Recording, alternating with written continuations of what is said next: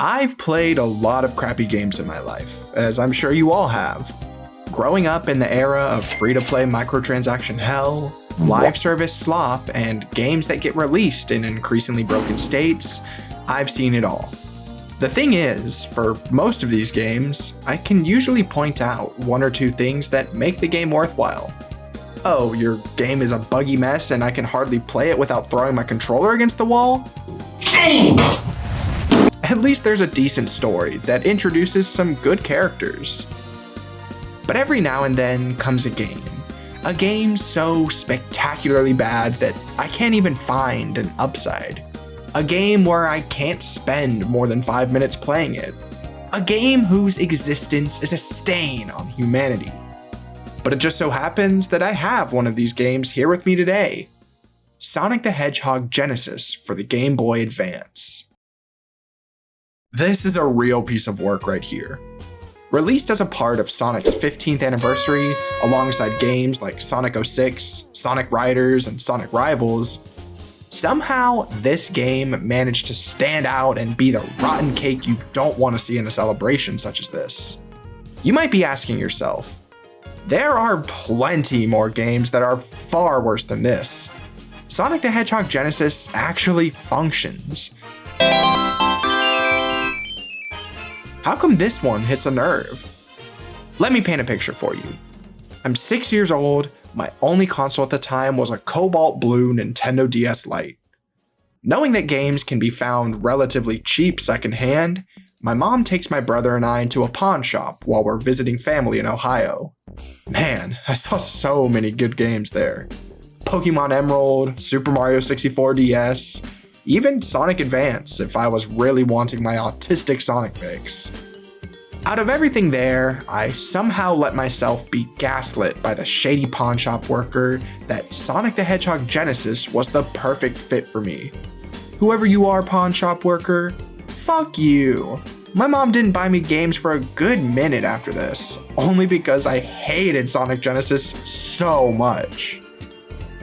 By this point, I hadn't played a classic Sonic game. This was before all sorts of ports were released for phones, PCs, and so on. So this was my first taste of what put the series I love on the map. What's even crazier is that this game was somehow being sold for more than Pokemon Game Boy Advance titles that were in that store. Not by a lot, mind you, but you look at eBay listings for them today and yeah, that's just a hint of my frustration. But a game is truly what you make of it. There have been plenty of bad games I've gotten something out of. Surely I was able to walk away from Sonic Genesis with some kind of newfound understanding towards the classics, or an appreciation for the series' history, being a 15th anniversary celebration title and all. Well, I wish I could say I did, but I don't even remember having that game 2 years after I got it. Not because I sold it or anything, I wouldn't dare inflict upon others what that pawn shop worker did to me. God no. Who'd want that? But because I never strove to hold on to it and keep track of it. If this was out of my life so quickly, why is this not only considered my least favorite Sonic game, but one of my least favorite games of all time? You all know Sonic. All about going fast, reactive platforming that tests your ability to learn and adjust on the go. It encourages you to blaze through the levels unlike any other mascot platformer out at the series' debut.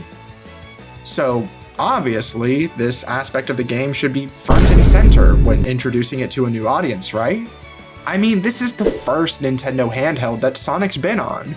And while the Advance series had been going strong for nearly 5 years at this point, this gives new people an opportunity to play the classics that maybe they missed out on growing up with Nintendo. It was undoubtedly a good concept. Any attempt to modernize legacy titles and get more people to love them is fine by me. But it doesn't seem that the team behind it knew what system they were developing it for. I'm about to reveal some groundbreaking information that has never been shared before. The Sega Genesis and Nintendo's Game Boy Advance have different screen resolutions. I know, you'd never think of it just by looking at them. Crazy, right?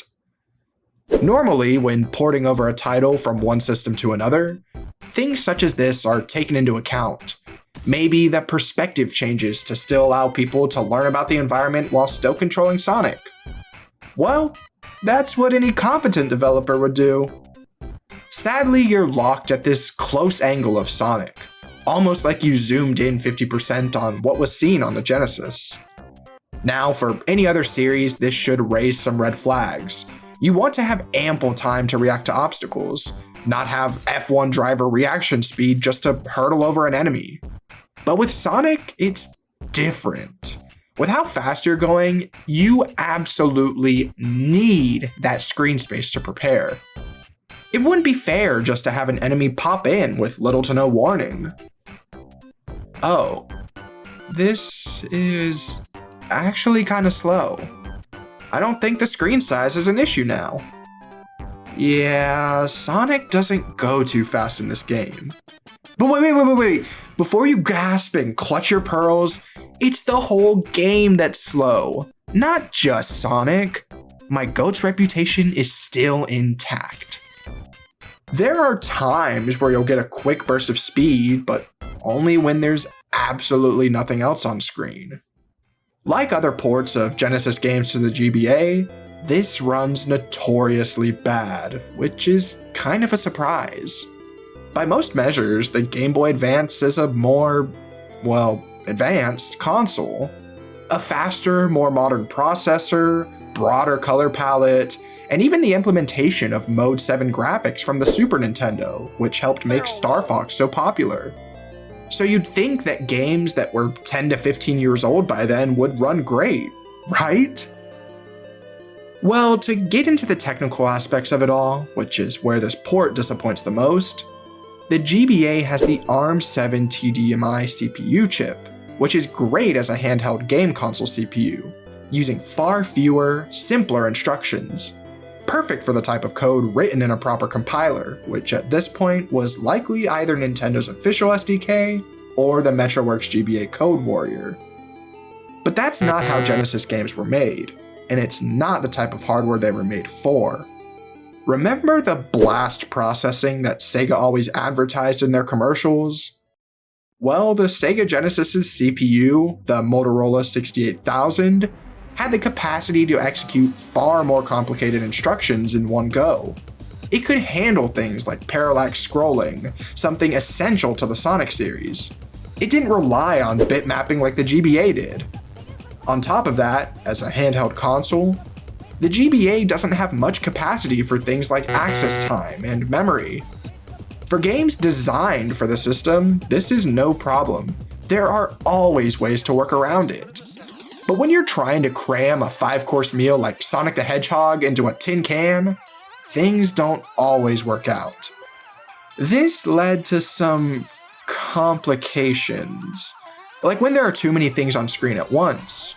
You better pray you don't get hit and lose all your rings. That game will be chugging. For levels like Spring Yard, with intricately detailed scrolling backgrounds, you're going to be sorely disappointed with how slow you're moving, or the level of detail that's missing.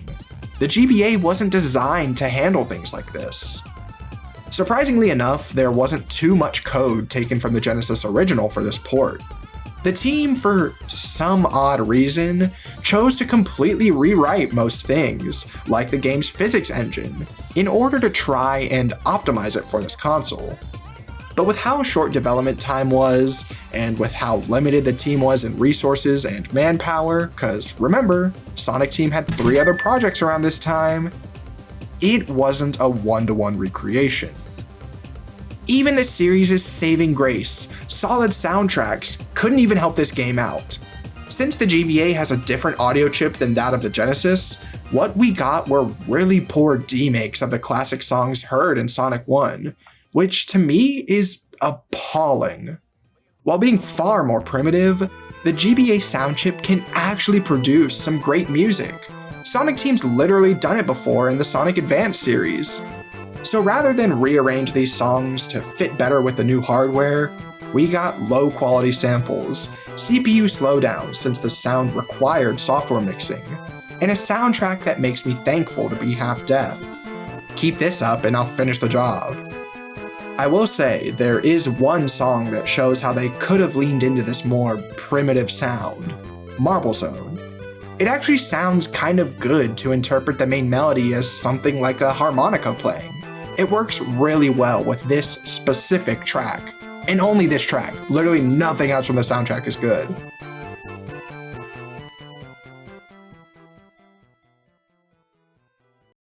The final result is something that has stuck with me to this day, and not in the way that any piece of media hopes to stick to an audience. Unsurprisingly, the game reviewed horribly. A 60 from Nintendo Power, 40 from Play Magazine, 25 from GameSpot. Really knocked it out of the park with this one, guys, didn't ya? What baffles me is that the Nintendo DS was performing extremely well by the time this game released. Why not take the opportunity to hold off on developing for the GBA and take a shot with the new console? Maybe see what those two screens could have been used for.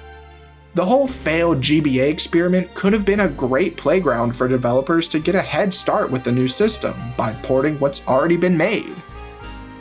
We could have ended up with a better, more functional product. But no, there is no redeeming part about this game. Even the anniversary mode, a mode you'd expect to change things up. Maybe someone's sole purpose for buying this piece of shit doesn't change much. It just adds the spin dash from Sonic 2. Being Sonic Team's second attempt at porting their first title to a Nintendo console, this is far worse than what we ever saw in Mega Collection. I guess the Sega Genesis really did what Nintendo didn't. If you've seen my videos, you'll probably think I'm a hypocrite for hating this game, then having a copy of it sitting right on my shelf. Well, I tried giving it another opportunity. Maybe 3 years ago, I decided that I'll actually try and beat this game. This will be my retribution for the agony I was exposed to in my youth. No more getting stuck at Marble Zone's tight corridors thanks to the GBA's abysmal screen size. I've played Sonic 1 over 50 times since then. I know the levels. I got it this time. Well, I can't say I didn't try.